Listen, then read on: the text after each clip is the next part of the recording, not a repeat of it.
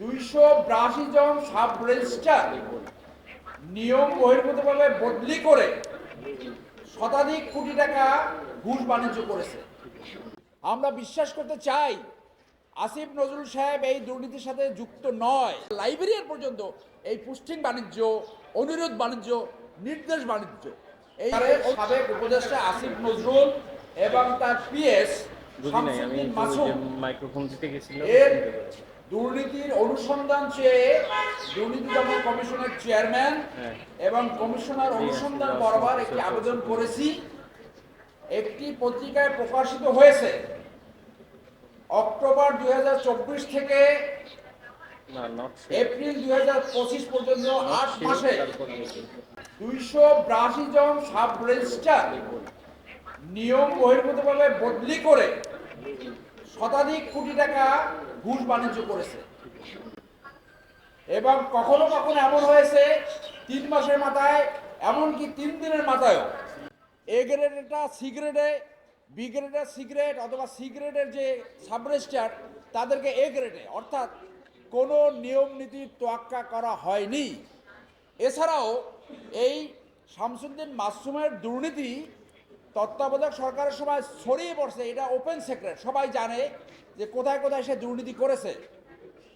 আমরা বিশ্বাস করতে চাই আসিফ নজরুল সাহেব এই দুর্নীতির সাথে যুক্ত নয়, কিন্তু যেহেতু পত্রিকায় লিড নিউজ হয়েছে, আমার এই আজকে আবেদনের ভিত্তি হলো এই পত্রিকার লিড নিউজ আপনারা দেখতে পাচ্ছেন, লিড নিউজ।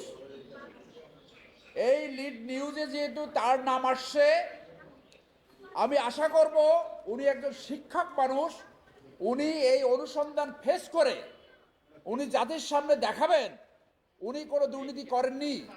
এবং তার এই ঘটনা আমাদেরকে স্মরণ করিয়ে দেয় 2001 সালের যে কেয়ারটেকার গভর্নমেন্ট আসছিল, সেই সময় একজন বিচারক, একজন অ্যাডভাইজার ছিলেন। সেই বিচারকের জামাই এবং ছেলে এক রাত্রে 100 সাব রেজিস্ট্রার পোস্টিং করে বিভিন্ন জায়গায় ট্রান্সফার করে 100 কোটি টাকার দুর্নীতি করেছিল। সেইটা সেই সময় তদন্ত আসছিল। যে পরিবর্তনের আকাঙ্ক্ষায় 5ই আগস্ট সংগঠিত হয়েছে, একজন তত্ত্বাবধায়ক সরকারের অ্যাডভাইজারের বিরুদ্ধে যদি এই অভিযোগ আসে, এটা জনস্বার্থে, দেশের স্বার্থে এটা অবশ্যই অনুসন্ধানের মাধ্যমে নিষ্পত্তি করতে হবে। সেই জন্য আমরা আজকে এই আবেদনটা করেছি। আশা করি দুর্নীতি দমন কমিশনের চেয়ারম্যান এবং নতুন কমিশন যখন আসবে, তারা অতি গুরুত্বের সাথে এই বিষয়টি অনুসন্ধান করবে এবং আইনগত ব্যবস্থা গ্রহণ করবে। বাংলাদেশে একজন নাগরিক হিসেবে আর্টিকেল 21 অফ দ্য কনস্টিটিউশন অনুযায়ী আমি আবেদন করছি। আপনারা জানেন এর আগে আমরা শতাধিক আবেদন করছি দুর্নীতি নিয়ে ব্যক্তিগতভাবে আমাদের চেম্বার থেকে, এবং আমি ব্যক্তিগতভাবে গত 15 বছর ধরে দুর্নীতির বিরুদ্ধে কাজ করছি। যেখানেই দুর্নীতি সেইখানেই আমরা ব্যবস্থা নেব। আমি নিজেও দুদকের লয়ার। ডিসপাইট অফ দ্যাট আমার যে নাগরিক দায়িত্ব আর্টিকেল 21 অনুযায়ী সেই দায়িত্বটা আমি পারফর্ম করছি। এবং আপনি জানেন যে দুর্নীতি দমন কমিশন 3 ভাবে যে কোনো দুর্নীতির ইস্যু অনুসন্ধান নিতে পারে। সেটা কি? 1 হলো তারা সুমোটো নিতে পারে, 2 হলো যে কোনো পত্রিকার মাধ্যমে যদি পায়, 3 তারা আবেদনের মাধ্যমে, কার কোনো ব্যক্তিগত আবেদনের মাধ্যমে তারা এই অনুসন্ধান শুরু করতে পারে। 3টি এখতিয়ার রয়েছে এবং জনগণের একটা দায়িত্ব রয়েছে। তারা যদি দুর্নীতির কোনো খোঁজখবর জানে, তারা অবশ্যই দুর্নীতি দমনে সেইটা অনুসন্ধানের জন্য আবেদন করা উচিত। আদারওয়াইজ বাংলাদেশের দুর্নীতি আমরা নিবারণ করতে পারবো না। আমাদের এই দুর্নীতি বাংলাদেশের জিডিপির 2 খেয়ে ফেলছে। দুর্নীতি ক্যান্সারের মতো ছড়িয়ে পড়ছে। দুর্নীতি প্রতিরোধ করার দায়িত্ব প্রত্যেকটা নাগরিকের। এই নাগরিকের অংশ হিসেবে আমি সেই দায়িত্ব পারফর্ম করছি। ধন্যবাদ।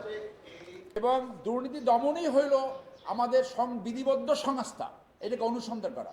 অনুসন্ধান ব্যতীত ওনার এই ক্লেম তো প্রতিষ্ঠিত হবে না। যেহেতু পত্রিকায় লিড নিউজ হয়েছে এবং এইটা মিডিয়া ট্রায়ালের ব্যাপার না, এটা জনগণের রাইট টু নো, জনগণের জানার অধিকার। এবং মিডিয়া ট্রায়াল ওনাকে তো আমি নিজেই বললাম যে আমি বিশ্বাস করি উনি হয়তো এই দুর্নীতির সাথে জড়িত না, কিন্তু সেইটা ক্লিয়ার হবে কিভাবে?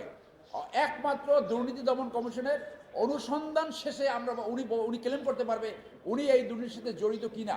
ওনার স্টাফ যদি উনি নিয়ন্ত্রণ না করতে পারে, এমনকি এই তথ্য আমাদের কাছে আসছে সেটা আমরা বলি না যে ওনার লাইব্রেরিয়ান পর্যন্ত এই পোস্টিং বাণিজ্য, অনুরোধ বাণিজ্য, নির্দেশ বাণিজ্য, এই অনুরোধ বাণিজ্য কি আপনি এই কাজটা করে দেন, এমন তথ্য আমাদের কাছে আসছে। এই যে শামসুদ্দিন মাসুম সে দুর্নীতি দমনের একজন অফিসারকে একটা রিকোয়েস্ট করেছে, সেই রিকোয়েস্ট সে রাখে নাই বইলা তাকে সেখান থেকে বদলি করে দিয়েছে। তার ভয়াবহ, তার মাত্রা এমন ছিল, তার ক্ষমতার দাপট এবং ক্ষমতার অপব্যবহার এই পর্যায়ে ছিল, একজন অফিসারকে কি রিকোয়েস্ট করছে, আপনি অমুকের মামলাটা আপিল করবেন না। আপিল করা না করা তার এখতিয়ার না, আপিল করা একটা আইনি প্রক্রিয়া। সেই অনুরোধ রাখেনি বলে তাকে সেইখান থেকে বদলি করে দেয়। এই পর্যায়ে এই শামসুদ্দিন মানুষের এই মাসুমের কার্যক্রম চলছিল। অতএব আমাদের এইখানে আমি মনে করি দুদকের এইখানে অবশ্যই এইটা অনুসন্ধান করে তারপরে এই অভিযোগ নিষ্পত্তি করতে হবে। নো, এইটা কনফ্লিক্ট অফ ইন্টারেস্ট নয়, কারণ আমি শুধু দুদকের যে আসামি তাদের পক্ষের আইনজীবী হতে পারবো না, বরং এইটা দুদককে আরও এনহ্যান্স করা, আরও অগমেন্ট করা। আমার এই কার্যক্রম দুদকের অনুসন্ধান, দুদকের দুর্নীতি দমন নিরোধ যে প্রক্রিয়া, সেই প্রক্রিয়াকে আরও সহায়তা করবে।